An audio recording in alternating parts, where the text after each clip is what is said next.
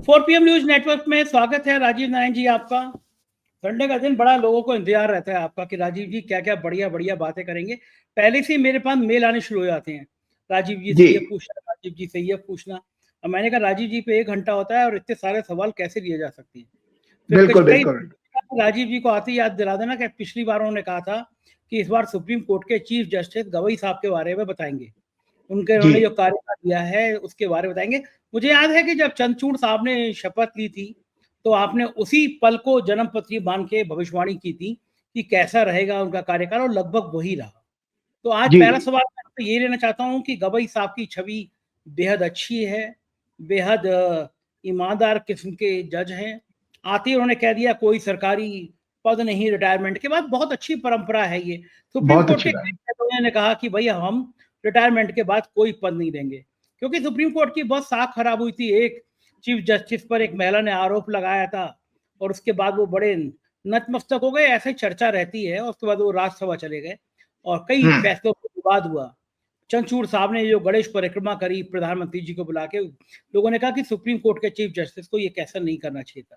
तो मेरा सवाल ये है कि गवई साहब की जो छवि रही है कि वो डेमोक्रेसी के, वो लोकतंत्र के बड़े हिमायती रहे हैं, वो गरीब वंचितों पिछड़ों के बड़े हिमायती रहे कि उनकी आवाज, जन सरोकार की आवाज सुनाई दी आनी चाहिए। तो आपका आकलन क्या है, चूंकि आप तो जिस पल वो शपथ लेते हैं उस पल को जन्म मानते हैं, वो वही भविष्यवाणी बताते हैं। आपने पिछले प्रोग्राम में कहा भी था कि गवई साहब के बारे में, उनकी शपथ के बारे में आप चर्चा करेंगे।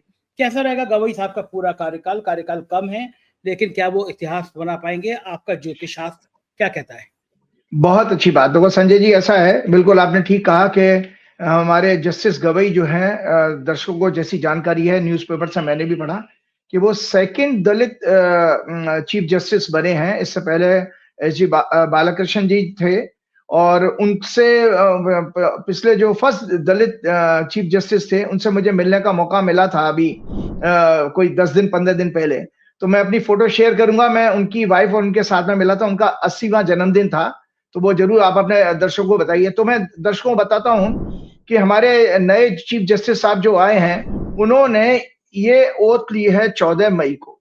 ये दर्शकों उसकी कुंडली है, 10:05 के आसपास उन्होंने ओथ ली थी 14 मई 2025 को। और कर्क लगन बना, कर्क लगन में इनकी कुंडली के में मंगल है लगन के अंदर, केतु तीसरे घर में, 5वें घर में चंद्रमा, इमोशनल लग्नेश 5वें घर में आकर राजयोग बना रहे हैं और मंगल की दृष्टि 7वें घर पर है। मंगल इस कुंडली का कर्क लगन के लिए 10वें घर का लॉर्ड भी होता है, मतलब योग कारक प्लेनेट होता है, दर्शकों को जानकारी है। 9th हाउस में शुक्र, शनि और राहु, और 10वें घर में उच्च का सूर्य और बुध जो है उसमें आता है, बुध जो कि इस कुंडली का तीसरे घर का लॉर्ड भी है। तो मैंने सबसे पहले ये इसमें राइटअप भी आप उस दर्शकों को दिखाइएगा, ये मैंने उसमें कमेंट भी लिखे हुए अपने हॉरोस्कोप में कि भाई इनका ये बड़ी एग्रेसिव अप्रोच रहेगी इस चीफ जस्टिस की। बेशक दर्शकों ये उनका 6 महीने का कारोबार क्या नाम है कार्यकाल है, लेकिन बेहद एग्रेसिव और बड़ा जो है इसमें क्या नाम है नैतिकता के मामले में, मॉरलिटी और एथिक्स के ऊपर उनका कार्यकाल रहेगा, जैसे कि जो एज पर कॉन्स्टिट्यूशन का जो रेस्पेक्ट होता है। और 7th lord in 9th house indicates CJI will try to reestablish, ये क्या करेंगे कि CJI will try to reestablish the excellent image of Supreme Court in the eye of the people of India. He will focus better law and order and societal harmony in the country. He may try to remove the shortcomings in the laws of freedom of religion, life, and protection and protected. He will protect the fundamental rights of people. सबसे बड़ी बात, और 9th lord in 11th house indicates new laws protecting constitution. ये इसमें मैंने लिखा क्योंकि हमारा 9वां घर कॉन्स्टिट्यूशन का है। 11th हाउस जो होता है दर्शकों में मंडे एस्ट्रोलॉजी के अनुसार वो नए लॉज का होता है। तो इन चीफ जस्टिस के मामले में बहुत सारे मैटर, जैसे वक्फ बिल का भी मैटर आएगा, कुछ इलेक्शन पिटीशन भी इनके पेंडिंग है। जो भी इनके पास मैटर आएगा उसमें ये एक फंडामेंटल न्यू लॉज बना करके आगे के लिए गाइडलाइंस बना करके जाएंगे। और जैसा मैंने कहा चूंकि मंगल उनके लगन में है तो एग्रेसिव है और बड़ा उनकी एग्रेसिव अप्रोच रहेगी, फायरी अप्रोच रहेगी, क्योंकि दो फायरी प्लेनेट, हमेशा मैंने कहा दर्शकों आपको बताया कि वैदिक ज्योतिष के अनुसार दो फायरी प्लेनेट होते हैं, सूर्य और मंगल। मंगल लगन में बैठा है, सूर्य उनके 10वें घर में है, जिस लगन में उन्होंने शपथ ली है, और उच्च का सूर्य वैसे भी डायरेक्शनल स्ट्रेंथ मिल जाती है, दिग्बली होता है। इस तरह से इन चीफ जस्टिस का कार्यकाल आने वाले कई सालों तक याद किया जाएगा।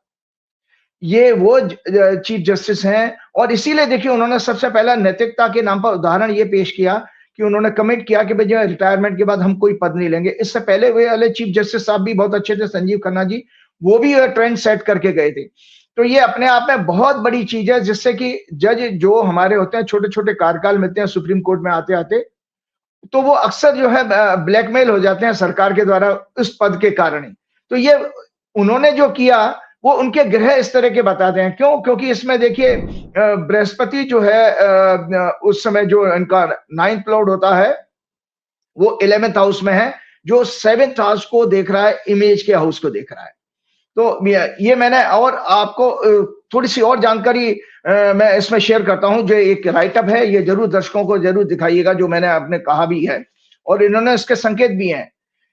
यहाँ जैसे मैंने ग्रहों की स्थिति में last chief justice Sanjeev Khanna की तरह वर्तमान सीजीआई ने भी देश को क्लियर किया कि डेमोक्रेसी में कॉन्स्टिट्यूशन ही इसकी अदर विंग्स जुडिशरी, एग्जीक्यूटिव और लेजिस्लेटिव से सुप्रीम है। उन्होंने आते ही पहले कह दिया था कि जब ये बहस चल रही थी धनखड़ जी ने और वो आपके निशिकांत दुबे और जाने किस किस ने जब सुप्रीम कोर्ट पे अटैक करना शुरू किया, तो उन्होंने पहले ही क्लियर किया कि कॉन्स्टिट्यूशन सुप्रीम है। जितने भी विंग्स हैं हमारी एक कंट्री की डेमोक्रेसी में, उसमें सुप्रीम कॉन्स्टिट्यूशन होता है।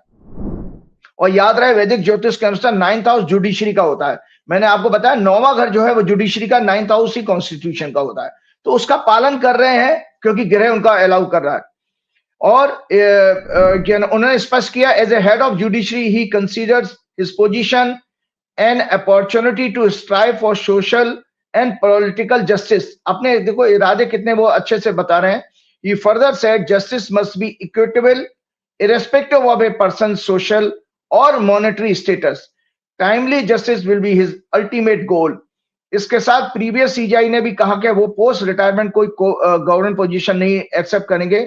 उन्होंने कहा कि public trust in judiciary can not be commanded, it has to be earned. Command नहीं की जा सकती, ये तो हमको अपने जजमेंट से अर्न करनी चाहिए। तो उस तरह हमारे नए चीफ जस्टिस साहब काम करने वाले हैं कि ये बेसिकली पब्लिक का जो एक शेकी हो गया है ना, हमारा कुछ जुडिशियल डिसीजंस की वजह से पब्लिक का विश्वास, लोग हताशा में आ जाते हैं, डिप्रेशन में आ जाते हैं। तो मेरे को भी व्हाट्सएप पोस्ट करते हैं, अरे यार जुडिशरी भी कंप्रोमाइज हो गई। लेकिन इन चीफ जस्टिस साहब के 6 महीने के कार्यकाल में ऐसा नहीं होगा। उनकी जिस कुंडली में उन्होंने क्या नाम है शपथ ली उसके लिए। और जल्दी से मैं आपको थोड़ा सा एस्ट्रोलॉजिकल ब्रीफिंग भी बता देता हूं। Astrological analysis, Venus signify enacting of righteous law, control over judges, jury and court of law, society, social and entertainment side of the nation and prosperity. ये मंडेन एस्ट्रोलॉजी के अनुसार जुडिशरी को पूरा define किया गया जो मैं बता रहा हूं। और बुद्ध क्या सिग्निफाई करता है? बुद्ध सिग्निफाई, क्योंकि बुद्ध इसमें 10वें घर में है, Budh signify intellectual calibre of nation, communication, commerce, literary word जिसको बुद्धिजीवी भी कहते हैं, जर्नलिज्म, मीडिया, साइंटिफिक कैलिबर और news written and spoken word, TV anchors, organisation, weather. ये मैं सब दर्शकों आप लोगों को इसलिए जानबूझ करके ये आपके इस ज्योतिष की सिग्निफिकेंस को बताता हूं, सो दैट कि बहुत सारे जो यंग बच्चे हैं जो एस्ट्रोलॉजी से मोटिवेट होकर के उसको पढ़ेंगे कि भाई देखिए एक ज्योतिषी जब भविष्यवाणी करता है संजय जी, तो सिर्फ ऐसे ही नहीं है, वो बहुत सारे एक एक हाउस के परमिटेशन कॉम्बिनेशन इतने ज्यादा हैं, उसको किस तरह से हम कोरिलेट करके आपको एक्सप्लेन करते हैं। उसके लिए हमारी कॉन्शियसनेस पावरफुल होनी चाहिए, जिसको कि हम कहते हैं चेतना शक्ति। और तो अब जुपिटर क्या है? जुपिटर हमारे वैदिक एस्ट्रोलॉजी में जुडिशरी का ही सब्जेक्ट हम अभी टेकअप कर रहे हैं, इसलिए बता रहा हूं मैं। Signify finance, revenues, banks, treasury, capitalism, lawyers, advocates, judiciary. Judiciary, advocate and lawyer ये आपके जुपिटर से रिप्रेजेंट होते हैं। Religious wisdom, religious places, wisdom और विजडम इंस्टीट्यूशंस एंड एजुकेशन, मंगल क्या सिग्निफाई करता है? Signify execution, logic and reasoning. तो मतलब जब इनके मंगल लगन में है, तो आप ये देखिएगा कि आने वाले ऐसे बहुत सारे जजमेंट ये देंगे कि जहां पर कितना ही बड़ा सरकार का अधिकारी हो, कितना ही बड़ा क्या ना मंत्री हो, उसको पनिशमेंट कंटेम्प्ट ऑफ कोर्ट के जजमेंट में किसी तरह के पनिश देने से ये चूकेंगे नहीं। इसीलिए उन्होंने, देखिए आते ही एक जजमेंट था, मैं पीछे कुछ दिन पहले एक जजमेंट आया जहां पर वो कह रहे हैं कि ईडी ने सारी सीमाएं लांघ दी हैं। तो कितना बड़ा जजमेंट था। अगली बार अगर ईडी का कोई इस तरह का लैप्स मिला तो वो ईडी के डायरेक्टर को भी जेल भेजने से चूकेंगे नहीं, क्योंकि दो दो क्षत्रिय ग्रह उनके कुंडली को प्रभावित कर रहे हैं जिसमें उन्होंने शपथ ली है। यद्यपि इनका कार्यकाल सिर्फ 6 मंथ का है, ये 23 नवंबर को रिटायर हो जाएंगे, परंतु इनका ये स्मॉल टेन्योर श्रीमद् भागवत गीता के अनुसार, जो श्रीमद् भागवत गीता में भगवान ने कहा कि बड़े पदों पर, उच्च पदों पर राजा या महत्वपूर्ण व्यक्तियों को कैसा आचरण करना चाहिए, उसके अनुसार ये काम करेंगे। क्योंकि 5 में और इनकी इस कुंडली में, जो कुंडली मैंने दिखाई है, 5 में और लगन का एक्सचेंज आ रहा है, ये राजयोग होता है। 5वां घर मैंने कहा नैतिकता का, मन की शुद्धता और मतलब इमोशनल कोशेंट का होता है, नॉलेज का होता है। तो उसके बीच में इनका एक्सचेंज हो रहा है। तो इसलिए पॉलिटिकल लीडर्स को राइटियस न्यूज लॉ, संविधान की मूल आत्मा की व्याख्या करने और उसको एग्जीक्यूट करने वाले न्याय का उदाहरण पेश करते हुए बेहद सक्सेसफुल होगा। मैं इसमें बता रहा हूं कि श्रीमद् भागवत गीता के अनुसार इनका कार्यकाल समाज, देश, पॉलिटिकल लीडर्स को राइटियस न्यू लॉज, संविधान की मूल आत्मा की व्याख्या करने और उसको एग्जीक्यूट करने वाले न्याय का उदाहरण पेश करेगा। आने वाले समय में ये जुडिशियल सिस्टम में याद किया जाएगा। ये जन भावना के अनुसार नए righteous law, constitutional courts and others को रिफॉर्म करने का सक्सेसफुल प्रयास करेंगे। देश में धार्मिक उन्माद कम करने वाले रिलीजियस प्लेसेस को के बिफोर इंडिपेंडेंस के मूल रूप को बचाने का प्रयास करेंगे। जो बिफोर इंडिपेंडेंस जो हमारे जितने भी धार्मिक संस्थान हैं, उसके मूल को बचाने का ये अपने कार्यकाल में प्रयास करेंगे, क्योंकि उनकी कुंडली में इस तरह का योग है। जुडिशरी में करप्शन और डिले इन जस्टिस को दूर करके जुडिशरी में पब्लिक ट्रस्ट को रीएस्टेब्लिश करके छवि सुधारने का प्रयास करेंगे। इन्होंने अपनी भावना को स्पष्ट करते हुए पहले ही कह दिया, time for performance audit of high court जजेस। उन्होंने पहले ही कह दिया कि now this is the time of performance, और ऑडिट करेंगे सुप्रीम कोर्ट। और इसके साथ सीजीआई ने स्ट्रॉन्ग ग्रहों के समय लिखी युद्ध के कारण अपनी वर्किंग का संकेत देना भी शुरू कर दिया है।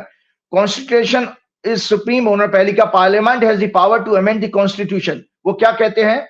Parliament has the power to amend the constitution but it can not touch the basic structure of the constitution. आपके पास पावर है नए कानून बनाने के, लेकिन कॉन्स्टिट्यूशन के बेसिक स्ट्रक्चर को आप टच नहीं कर सकते। उन्होंने कितने क्लियरली डिफाइन कर दिया है ये। तो और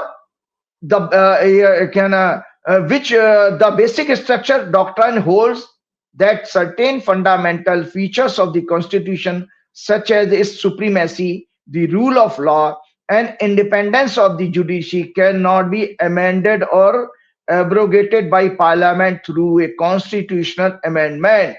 ये सुप्रीमेसी जो सुप्रीम कोर्ट के, उसको आप पार्लियामेंट में किसी अध्यादेश या किसी कानून के द्वारा नहीं आप बदल सकते हैं।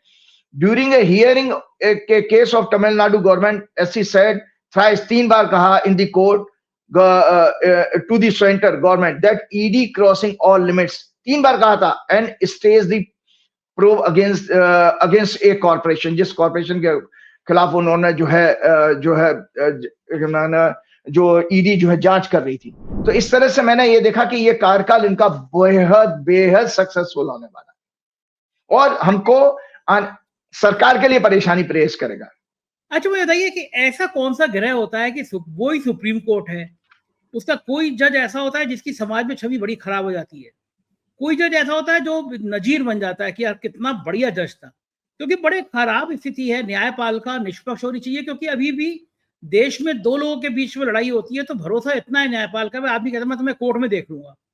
मतलब न्यायपालिकों को भगवान का दर्जा मानते हैं लोग कि यार ये जगह है जहाँ पे न्याय मिलता है, और कई मामलों में नजीर बन जाती है। मैं तो खुद सुप्रीम कोर्ट का बड़ा इस मामले में पक्षधर हूँ कि कई जनहित के फैसले मैंने देखे हैं जो अद्भुत होते हैं। सरकारें तानाशाह होती है लेकिन सुप्रीम कोर्ट ठीक करता है। तो वो कौन सा पल होता है जो सुप्रीम कोर्ट वही है, उसमें बैठा हुआ कोई जज ऐसा आचरण करता है जिसके पीछे समाज उस पे आक्षेप लगाता है, कोई जज इतना अच्छा होता है कि सब तारीफ करते हैं, ये क्या अंतर है?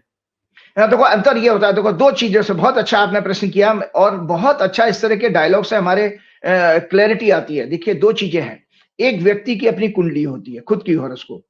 अब मेरे पास उनकी खुद की बर्थ डिटेल तो है नहीं, तो मेरे पास क्या है कि जिस समय हम कोई कार्य शुरू करते हैं, हमेशा हमने आपके प्रोग्राम में कहा इसको फ्री विल कहा जाता है। भगवान देखो दो स्कूल ऑफ थॉट हैं, एक तो ये कहता है कि प्रारब्ध को बदला नहीं जा सकता और हॉरोस्कोप कोई भी दर्शकों जो होता है वो आपका प्रारब्ध है, अंग्रेजी में इसको डेस्टिनी कहते हैं, it can not B change. लेकिन नहीं, दूसरा स्कूल ऑफ थॉट ये कहता है, गीता भी कहती है कि एक फ्री विल दी है भगवान ने।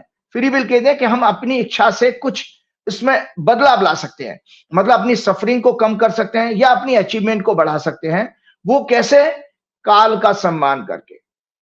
काल का सम्मान करके, काल मतलब समय, उसी को मुहूर्त कहा गया है। तो उस फ्री विल क्या कहलाती है संजय जी कि एक व्यक्ति किसी उसकी कैसी ही कुंडली खराब हो, लेकिन आपने किस समय कौन सा कार्य शुरू किया तो उस समय उसकी सक्सेस और फेलियर वहीं फिक्स हो गई उस कार्य के लिए। जैसे कि आपने कोई मूवी लॉन्च करी और मूवी लॉन्च करने पर अगर वो समय ठीक नहीं है तो वो मूवी पिट जाएगी, चाहे जितना मर्जी आपने अच्छा काम किया हो। तो दो चीजें हैं। अब यहां पर नफा नुकसान का जो क्वांटम है वो कैसे फिक्स होगा? मान लीजिए आपकी कुंडली में अच्छी दशा चल रही है तो ज्यादा बड़ा नुकसान नहीं होगा, होगा नुकसान जरूर, क्योंकि आपने गलत समय पे जो कार्य किया उसका आपको दंड तो भोगना पड़ेगा।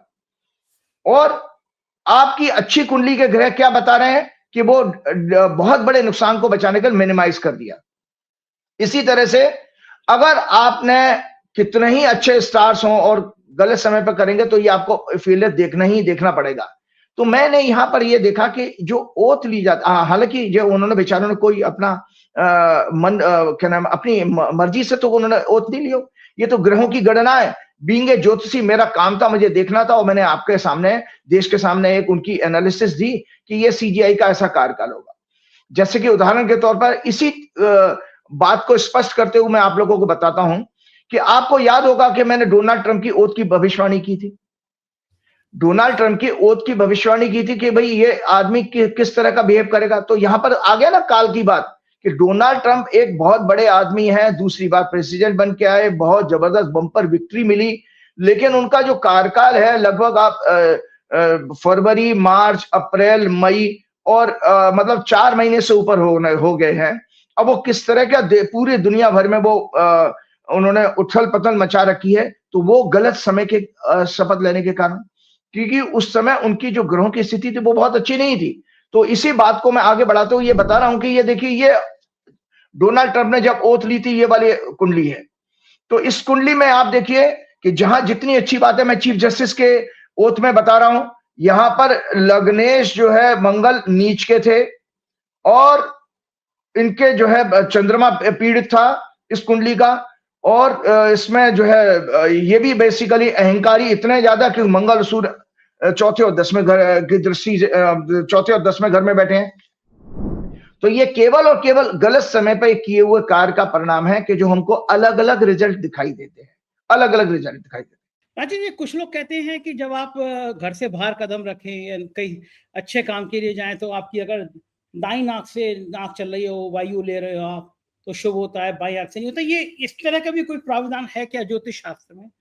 देखिए इसका एक न्यूरोलॉजिकल बता देता हूँ कि एक पैरासिम्पैथेटिक सिस्टम है और एक सिंपैथेटिक सिस्टम है।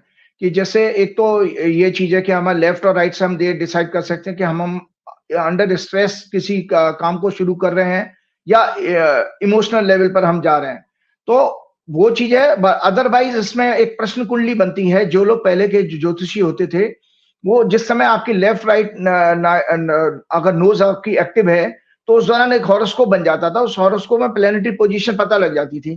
तो आप जिस इसको कार्य सिद्धि कहते हैं, मतलब किसी काम को सिद्ध करने के लिए आप निकल रहे हैं। जैसे कि आप मान लीजिए एक कॉन्ट्रैक्ट साइन करने जा रहे हैं, तो कॉन्ट्रैक्ट साइन करने जा रहे हैं तो जो व्यापार के लिए जा रहे हैं कॉन्ट्रैक्ट साइन करने जा रहे हैं, तो उसका हॉरोस्कोप में 7वां घर होता है।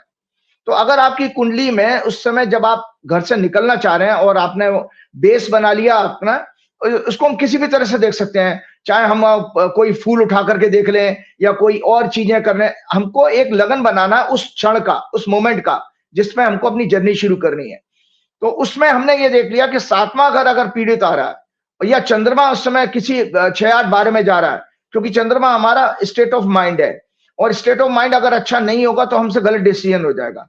तो इस तरह से छोटी-छोटी एक्टिविटीज से हम अपने फेलियर्स को कंट्रोल करने की कोशिश की जाती थी। ये प्योर एक गणना है जो डेली बेसिस पे की जा सकती है कि आप जिस लगन में कार्य करने निकले, ये अभी से मैं दर्शकों को एक साथ बता देता हूं।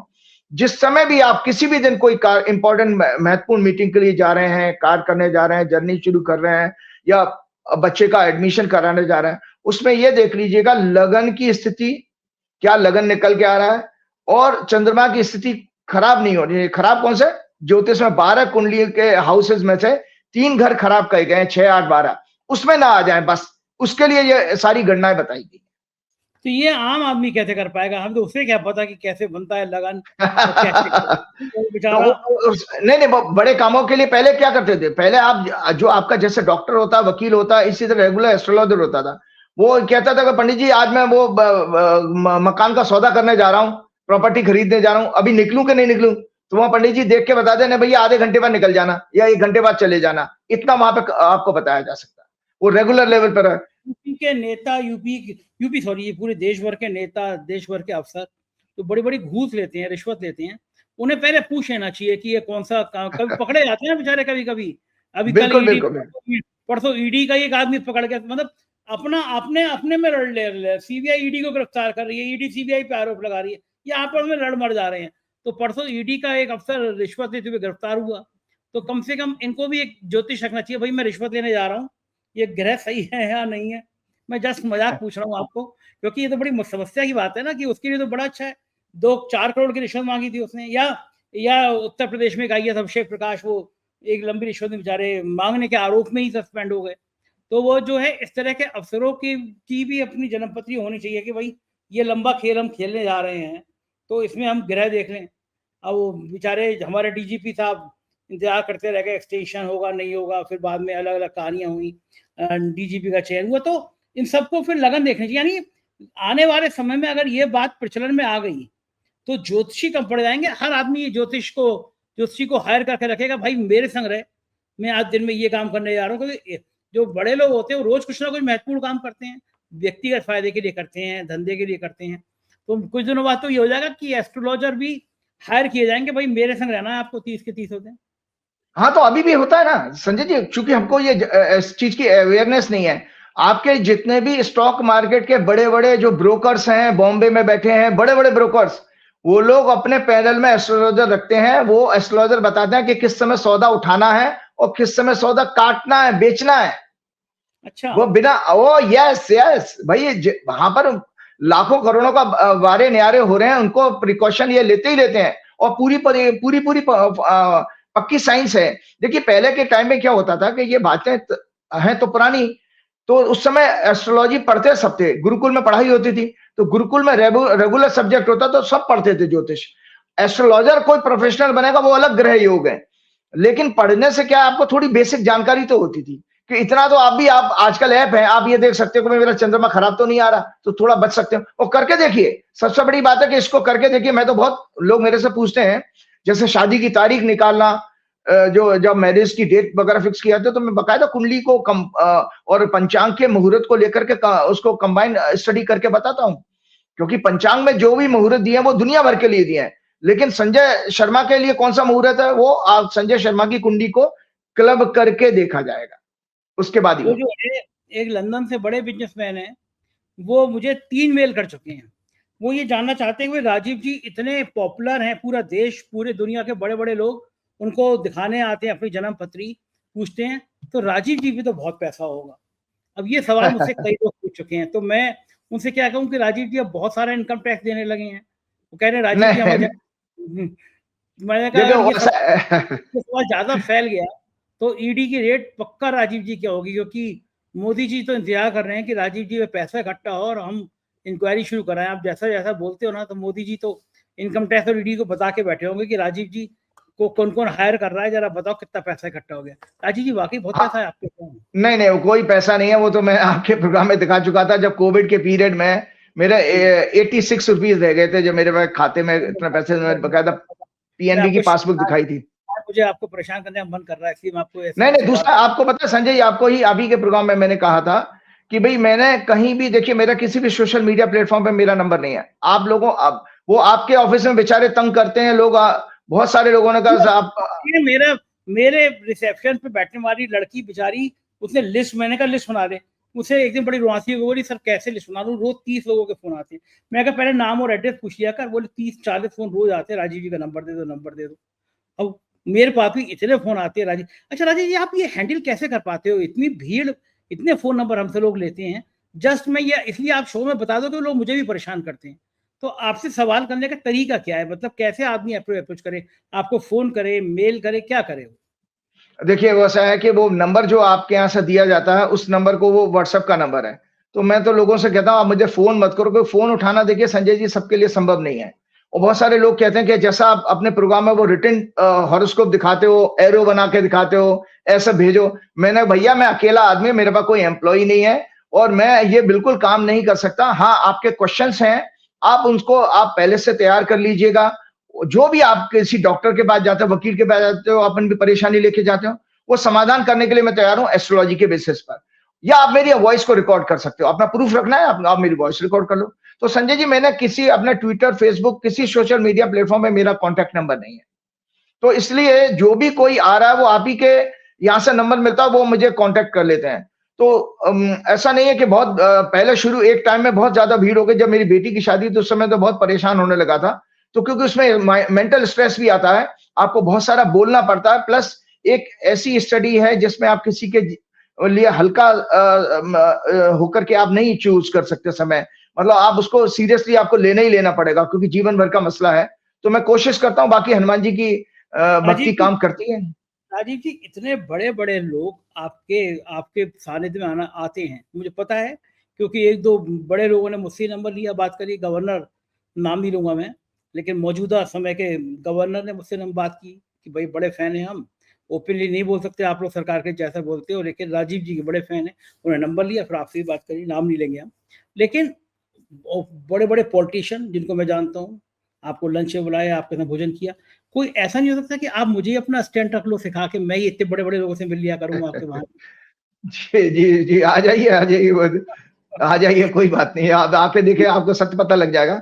लेकिन देखो संजय जी, ऐसा नहीं है, मैं कोई मूल रूप से मेरा कोई भी किसी तरह का लालच या पैसे की तरफ आकर्षण। मुझे तो आप चला नहीं सकते, क्योंकि फिल्म इंडस्ट्री के बड़े बड़े लोगों ने बात करी आपसे, मुझसे नंबर लिया, बड़े बड़े लोगों ने, बिग शॉट ने, नाम मैं किसी का नहीं लूंगा। बड़े बड़े पॉलिटिशियन ने आपसे बात करी, मुझे ही पता है, लंच बुलाया, गवर्नर के मैंने बता दिया, मैं मिनिस्टर्स को भी जानता हूँ जो आपसे मिले आके, मैं उनको भी जानता हूँ जो संभावित अध्यक्ष हो सकते हैं बीजेपी के, वो भी आपसे बात कर रहे हैं। जी बिल्कुल तो बिल्कुल बिल्कुल। इतना बड़ा एक ज्योतिष का साम्राज्य बन जाता है। कहीं ऐसा नहीं राजीव जी, कुछ सालों बाद आप भी चंद्र स्वामी की तरह हाई फाई हो जाएं कि आप किसी प्राइम मिनिस्टर के सलाहकार हो, किसी कैबिनेट मिनिस्टर आपके दरबार लगा रहे हो। क्योंकि हमने चंद्र स्वामी का रौला देखा था ना, कि प्रधानमंत्री कार्यालय में मेरे एक दोस्त तैनात थे, बताते थे चंद्र स्वामी की गाड़ी चेक नहीं होती थी। उस गाड़ी के अंदर कितने ब्रीफकेस जा रहे हैं खाली, और कितने भरे आ रहे हैं, और कितने भरे आ रहे हैं, कितने खाली आ रहे हैं, किसी की हिम्मत नहीं होती थी चेक करने की। तो ज्योतिष का इस देश में मैंने इतना रुतबा भी देखा है। राजीव जी, आपका ज्योतिष में कोई ग्रह ऐसा है कि आप भी चंद्र स्वामी की तरह इतने ताकतवर आदमी हो जाए कि देश का प्रधानमंत्री? ये वाले तो ना बुलाएंगे आपको, लेकिन हो सकता है अगले वाले आपको बुलाएं, ऐसा लगता है आपको? ग्रह है आपकी जन्म पत्री में कुछ ऐसा? नहीं देखो, ग्रह तो है, तब तो इतना बड़ा प्रोफाइल बना, लेकिन मैं कभी बनूंगा नहीं। मैंने आपको बताया, मेरे सारे बहुत सारे दर्शक जानते हैं जिन्होंने मेरे को अभी तक अप्रोच किया है।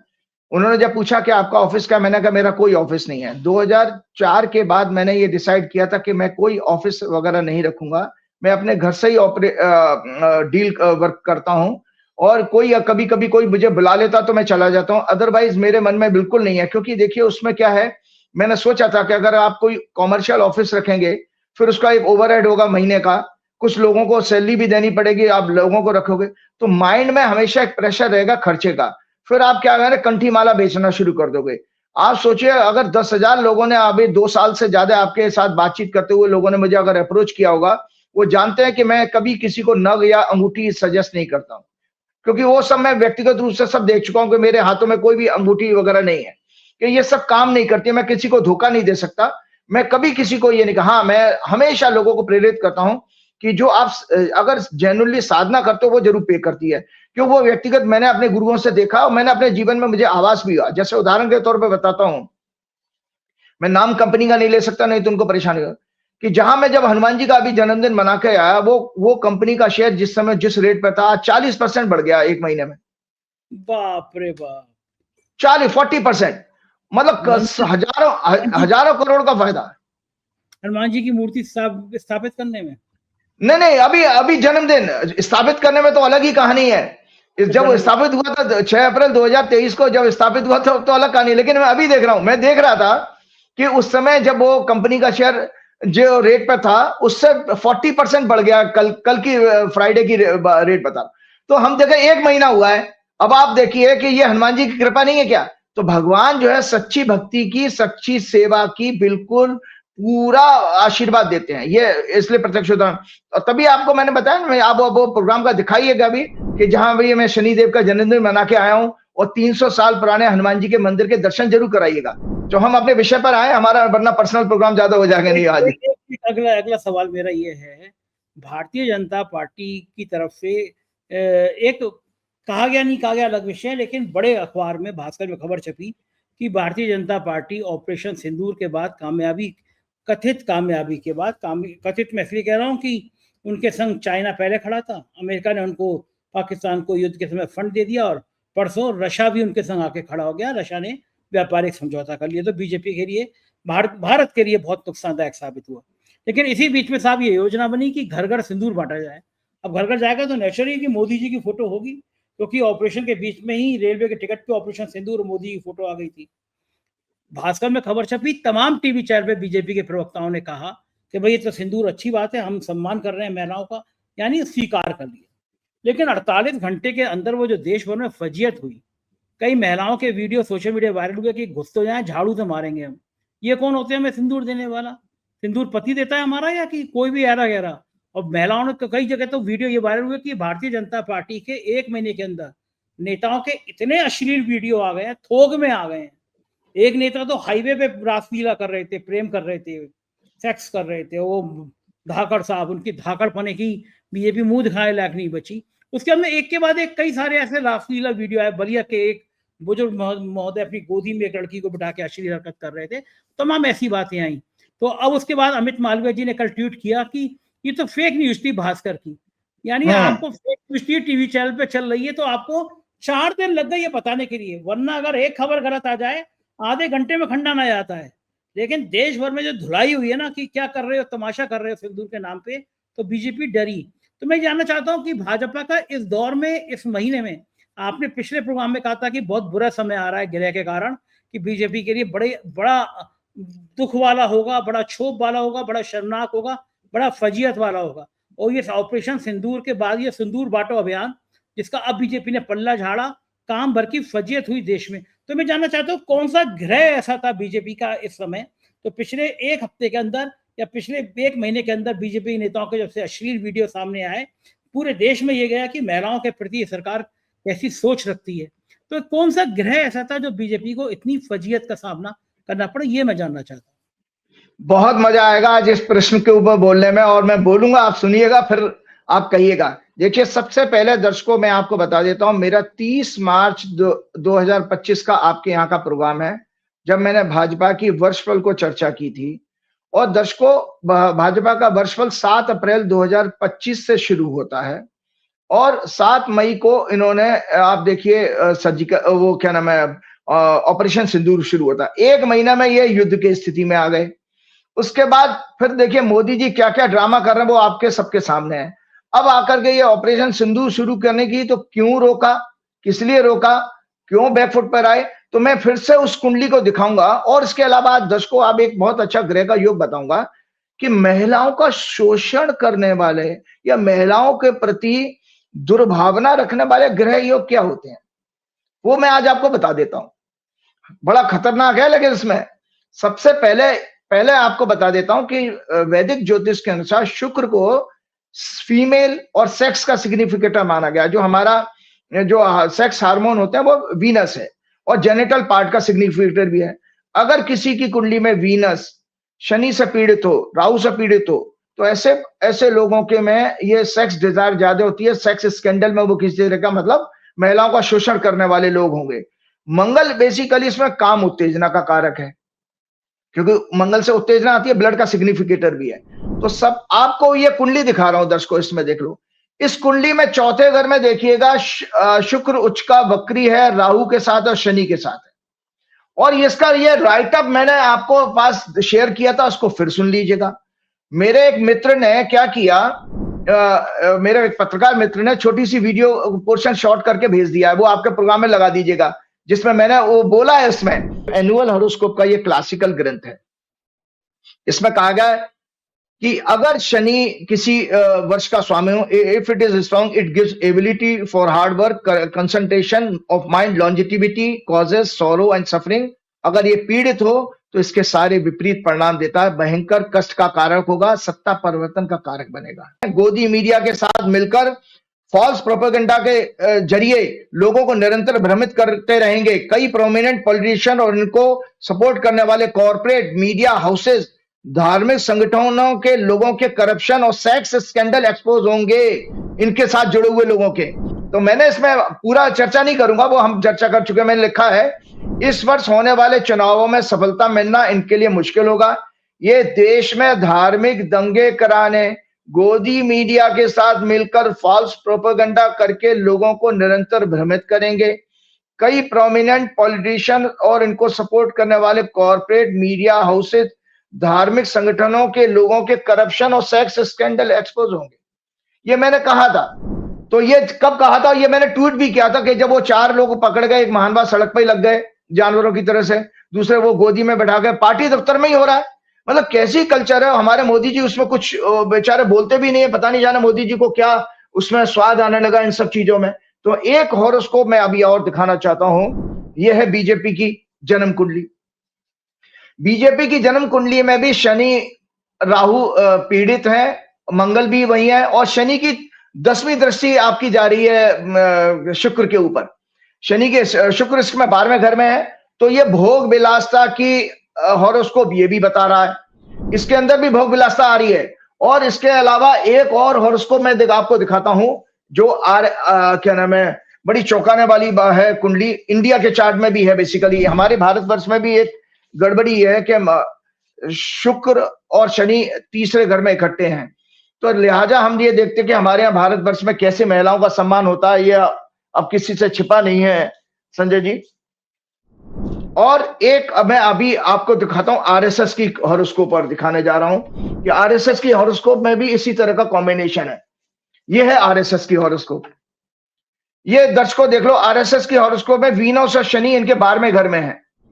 तो और एक चौंकाने वाली कुंडली और बताता हूं, हालांकि मैं अपने तरफ से हमेशा कहता रहा हूं कि मैं नरेंद्र मोदी की हॉरोस्कोप डिस्कस नहीं करता हूं, क्योंकि उनकी हॉरोस्कोप में मुझे कुछ लोगों ने बताया ये गलत समय।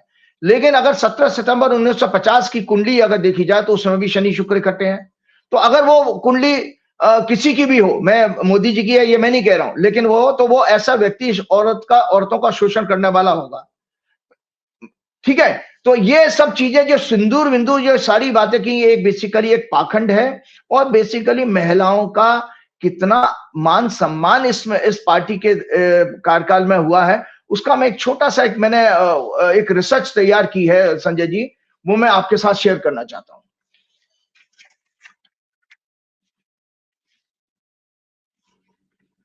ये गजब गजब जगह से आप निकाल लाते हैं चीजें, कौन सा ग्रह कैसे इकट्ठा हो जाता है, ये सभी नेता परेशान होते होंगे। हम तो इतना छुप के बंद कमरे में काम करते हैं और राजीव जी को सब पता चल जाता है, उनको भी समझ में नहीं आता कि ये ग्रह कहाँ से इकट्ठे कर लाते हैं आप सारे। ये किसकी जन्म कुंडली किसकी दिखा रहे हैं आप? ये तो मैं आपको दिखा रहा हूँ, ये आप सुन लीजिए। मैंने अपने भाजपा की हॉरोस्कोप को डिस्कस करते हुए मैं दर्शकों को बता रहा हूँ, ये मेरा राइटअप है और मैं शेयर करूंगा आप लोगों के साथ में, कि उसमें डेटा भी है कि मोदी जी का सिंदूर प्रेम कितना सच्चा है और कितना ये महिलाओं का मान सम्मान करने वाले हैं। इससे आप लोगों को इसके आप लोगों की आंखें खुलेंगी। मैंने भाजपा की हॉरोस्कोप को डिस्कस करते हुए अपने लगभग अपनी सभी प्रोग्राम में कहा कि इनकी हॉरोस्कोप में सेक्स यानी फीमेल का सिग्निफिकेटर वीनस, शनि से जो कि वक्री, मंगल और राहु से तीसरे घर में, थर्ड हाउस होता है संजय जी मानसिकता का, मेंटल इंक्लिनेशन का, आपकी मानसिकता क्या है। कुकर्म करने का साहस भी थर्ड है, साहस भी है, दुस्साहस भी है, साहस भी। अगर पीड़ित हो तो कुकर्म करने का दुस्साहस, मतलब उसके लिए भी तो करेज चाहिए गलत काम करने के लिए, कि वो महोदय हाईवे पे ही लग गए तो वो दुस्साहस नहीं था क्या। तो मैं पीड़ित होकर अपनी 10वीं दृष्टि से शुक्र, जो कि भोग 12वें घर में, 12वां घर होता भोग विलासता का, पीड़ित कर रहा। अतः ये पार्टी आज ही नहीं भविष्य में कभी भी महिलाओं का सम्मान और रक्षा नहीं कर पाएगी, बल्कि मुगलों की तरह, मैं आज बहुत बड़ी बात कर रहा हूं, जैसे मुगल लोग और लेडीज को भोग की वस्तु मानते थे, तो इनकी सोच भी लगभग उसी तरह की है कि ये पार्टी आज ही नहीं भविष्य में कभी भी महिलाओं का सम्मान रक्षा नहीं कर पाएगी, बल्कि मुगलों की तरह फीमेल को भोग की वस्तु समझेगी। आरएसएस की कुंडली में, डोनाल्ड ट्रंप की कुंडली में भी है। आप देखिए, आपको दर्शकों मैंने कहा था कि वीनस शनि का कॉम्बिनेशन सबको दिखाऊंगा, ये डोनाल्ड ट्रंप की कुंडली है। डोनाल्ड ट्रंप की कुंडली में भी वीनस और शनि इकट्ठे हैं साथ साथ। तो ये हॉरोस्कोप में एक और डोनाल्ड ट्रंप किस तरह के करैक्टर वाले हैं ये पूरी दुनिया को पता है कि पिछले कार्यकाल में तो वो इम्पीचमेंट उनका केवल सेक्स के कारण के वजह से ही हुआ था, महिलाओं के संबंधों के कारण। तो मैंने कहा, और बीजेपी के वर्षफल 25-26 जो अभी शुरू हुआ, जो मैंने कुंडली दिखाई थी, मैं भी वक्री और उच्च का शुक्र 6वां घर का लॉर्ड है, जो कि शनि राहु से पीड़ित है, 4th हाउस डोमेस्टिक अफेयर्स में है। इसलिए मैंने अपने 30 मार्च के प्रोग्राम में कहा था कि ये पार्टी इस वर्ष चुनावों में सफलता के लिए किसी भी हद तक गिर सकती है, और सेक्स स्कैंडल एक्सपोज होंगे बड़े बड़े लोगों के, इनके सपोर्ट करने वाले। इसलिए हमने देखा कि किस तरह देश में अलग अलग जगहों पर यूपी एमपी इनके नेताओं के हाईवेज पर पार्टी ऑफिस में सेक्स के मामले एक्सपोज हुए हैं अभी पिछले 8-10 दिन में। इससे पहले भी मणिपुर से लेकर फीमेल स्टूडेंट पर, फीमेल पहलवानों पर हाथरस कांड, उन्नाव कांड, देश ने इनके कार्यकाल में देखे हैं ये सारे के सारे। फॉरेन सेक्रेटरी की बेटी पर भी सोशल मीडिया में अटैक हुआ, वहां पर भी वो बेटी थी। फिर आपके वो सोफिया कुरैशी, उसके ऊपर अटैक हुआ, हिमांशी के ऊपर क्या, मतलब महिलाओं का लिए विषय में बता रहा हूं। तो मेरा आपका ज्योतिष का सब्जेक्ट ही शुक्र के ऊपर पीड़ा, शुक्र को पाप ग्रहों से पीड़ा, तो उसके रिजल्ट कैसे आते हैं, इसलिए मैं ये सारा डिफाइन कर रहा हूं आपके सामने। तो इन्होंने अटैक किया, और एक सिंगल घटना के लिए ना तो मोदी जी, शाह और योगी ने कोई खेद व्यक्त किया। किसी भी एक सिंगल इंसिडेंट बता दीजिए जहां इन्होंने कभी इन घटनाओं के लिए मोदी जी ने कभी माफी मांगी हो देश से, या योगी जी ने, शाह ने मांगी हो। और इतना ही, इनकी फीमेल एमपीज भी नहीं कुछ बोलती हैं, और इनके और दूसरे नेता भी कुछ नहीं बोलते, किसी ने भी। मतलब अगर मोदी जी ने और शाह ने नहीं कहा तो इसका मतलब है किसी बीजेपी के नेता में हिम्मत नहीं है कि वो उसके लिए खेद व्यक्त कर दें। तो इस तरह से पूरी पार्टी किस तरह से भ्रष्ट हो चुकी है। और हमारे को सबसे बड़ा दुखद बात यह है कि हमारी प्रेसिडेंट महिला है, लेकिन वो भी नहीं बोलती है।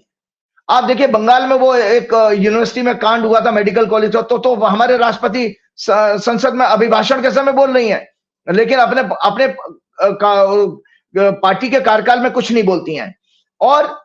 और इनकी जितनी भी महिला आयोग की अध्यक्षा हैं वो भी नहीं कुछ बोलती हैं। वो नहीं अभी बोली, एक प्रोफेसर के ऊपर सोनीपत में उन्होंने केस डाल दिया, हमारे हरियाणा की फरीदाबाद की रहने वाली मैडम है वो जो हरियाणा महिला आयोग की अध्यक्ष है, लेकिन वो 4 केस पकड़े गए पार्टी दफ्तर में इधर उधर, उसके ऊपर कुछ नहीं बोली है।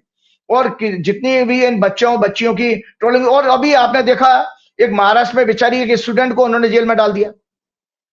इसी तरह 2-3 बरस पहले ना केरल में भी एक बच्ची को जेल में डाला था जो सुप्रीम कोर्ट से उसको बेल मिली थी।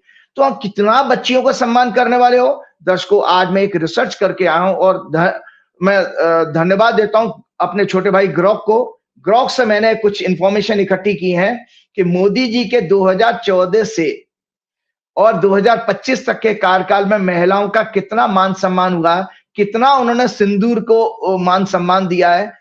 सिंदूर का अर्थ ही बेसिकली स्त्री से है, और क्योंकि उनके सौभाग्य और मांगल का प्रतीक होता है।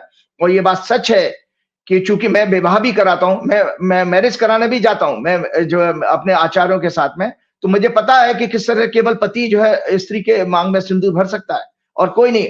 इतना ही नहीं, जैसे मेरी बेटी की शादी थी तो पिता को भी अलग कर दिया जाता है। जब समय पति मांग में सिंदूर भरता है तो इतनी पवित्रता और इतनी सीक्रेसी उसमें होती है कि फादर को भी वहां से हटा दिया। मेरे को भी आचार्यों ने कहा कि आप पिता नहीं देख सकता। तो उस चीज को यह पब्लिकली बंटवाने की कोशिश करो, अरे गहरे नत्थु खैरे, जैसे एक कांग्रेस के प्रवक्ता ने सही कहा कि गुंडे मवालियों की पार्टी है, जो मर्जी चाहे वहां पर पहुंच जाएगा घरों में लोगों के। और सबसे बड़ी बात, मैं आपको रामायण की आपको ये दिखा रहा हूं कि रामायण की एक छोटी सी इंसिडेंट भी बता देता हूं। ये इनका प्रयास विफल हो गया क्योंकि ग्रह इनके खराब चल रहे हैं। अदरवाइज ये बिल्कुल उसी तरह से कार्य करने वाले थे जैसे सीता मैया को का हरण करने के लिए रावण ने जब अपने मामा मारीच को अप्रोच किया, मारीच को वेश बदलने की वरदान प्राप्त था। तो मारीच जो है सोने का हिरण बने, सीता जी उसको आकर्षित हो गई देख के, उन्होंने प्रभु राम से कहा कि मुझे हिरण लाके दे दो। उसके बाद रावण वेश बदल के आ गया और फिर सीता जी को ले गया। अब वहां पर मारीच ने दूसरा ड्रामा और किया कि वहां जब उसको तीर लगा तो हे राम कहने लगा, तो सीता जी चौंकी और लक्ष्मण जी की आवाज में कहने लगा, तो उन्होंने लक्ष्मण जी को भी भेज दिया। तो दर्शकों, आपको इस रामायण की स्टोरी सुना करके बता रहा हूं कि मोदी जी का जो षड्यंत्र था वो यही था कि मारीच और मामा रावण और रावण उसके मामा मारीच की तरह आपके घरों में पहुंचते, फिर आपके घरों में देख लेते, ताक लेते कि कौन कौन सी स्त्रियां हैं, कौन सी लड़कियां हैं। तो इनका वो विफल हो गया। ऊपर वाले को, ईश्वर को धन्यवाद देना चाहिए क्योंकि शनिदेव इस समय राहु केतु से मुक्त हो गए। तो इनका षड्यंत्र विफल हो गया और उनकी कुंडली भी भाजपा की कमजोर है। तो मैं आपको बता रहा हूं कि अतः जिस पार्टी की नैतिकता महिलाओं, गरीबों, आदिवासियों, दलितों के ऊपर अत्याचार के मामले में मर चुकी हो, ऐसी चरित्रहीन पार्टी के लोग कैसे घर घर जाकर सिंदूर बांटने का साहस कर सकते हैं। देश को चेतावनी है कि अगर आप लोग अपनी अपनी बच्चियों, महिलाओं और माताओं, बहनों की रक्षा करने की भावना रखते हैं तो उन्हें अपने घर के आसपास भी फटकने मत दीजिएगा। तो ग्रोक की मदद लेते हुए मैंने मोदी सरकार के सिंदूर प्रेम और उसकी रक्षा के आंकड़ों का अध्ययन किया। तो relying on available data from the national crime records bureau, NCRB का डेटा है संजय जी। ये एनसीआरबी के डेटा के अनुसार 2014 में 36,735 केस हुए महिलाओं के ऊपर क्राइम, रेप के केस हैं। ये रेप के केस बता रहा हूं दर्शकों में, मोदी जी के कार्यकाल में 2014 से 2025।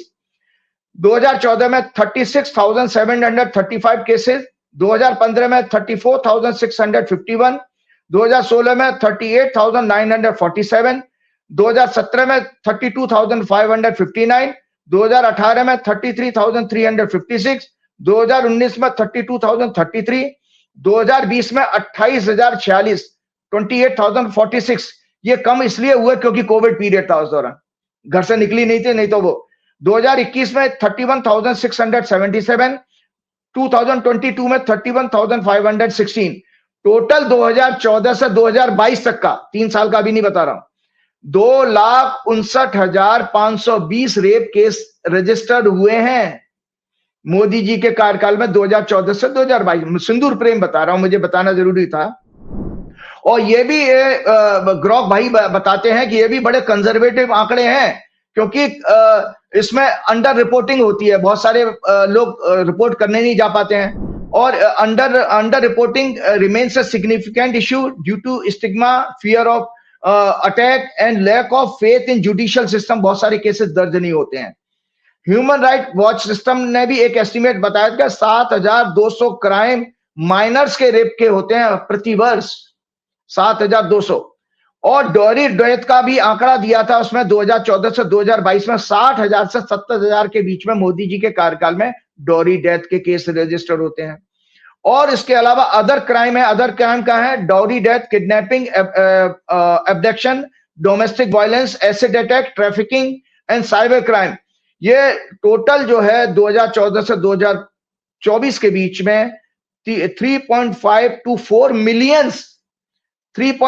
4 मिलियंस केसेस इनके इसमें हुए हैं। कंक्लूजन ये है कि 2014 से 2022 के बीच में 2,59,520 रेप केसेस, डॉरी केसेस 60,000 से 70,000, टोटल क्राइम 3.5 to 4 मिलियंस। और 2023 से 2025 के बीच में रफ एस्टिमेट दिया, अभी आंकड़े ग्रोक के पास में भी नहीं थे, लेकिन उसने रफ एस्टिमेट दिया कि 2,58,000 से 2,70,000 एडिशनल रेप केसेस हो सकते हैं।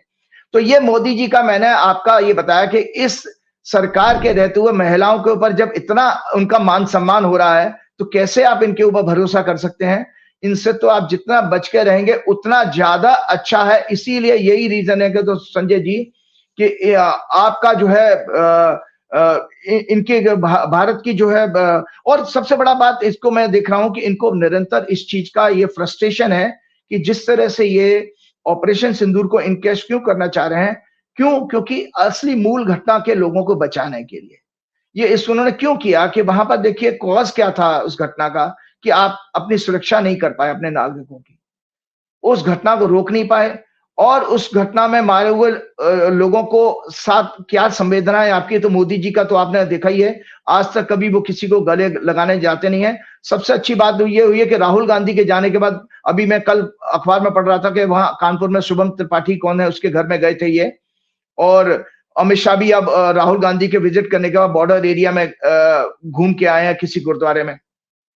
तो अपनी नाकामियों को छिपाने के लिए इन्होंने ये षड्यंत्र रचा था जो एक्सपोज हो गया और जिसकी वजह से उनको बैकफुट पे आना पड़ा। लेकिन चलते चलते एक बहुत अच्छी बात मैं आज शेयर करना चाहता हूं, ये तो खराब बातें हैं।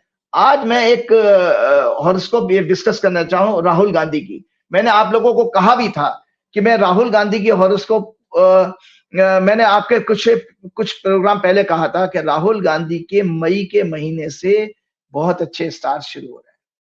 दो लोगों के डिटेल वाली राहुल वाली अगले प्रोग्राम में करेंगे। आप संक्षिप्त बताइए। हाँ, मैं बिल्कुल डिटेल वाली अगले प्रोग्राम में करेंगे, लेकिन हाँ डिटेल वाली अगले प्रोग्राम में करेंगे। लेकिन मैं बता देता हूं, एक दर्शकों को बता दो कैसे हम लोग एस्ट्रोलॉजिकल रिसर्च करते हैं कि आज का ट्रांजिट की मैंने एक अलग कुंडली बना ली कि 1 जून 2025 को राहुल गांधी की कुंडली में ग्रह कैसे बैठे होंगे। लगन वही रखा 7 नंबर बना के।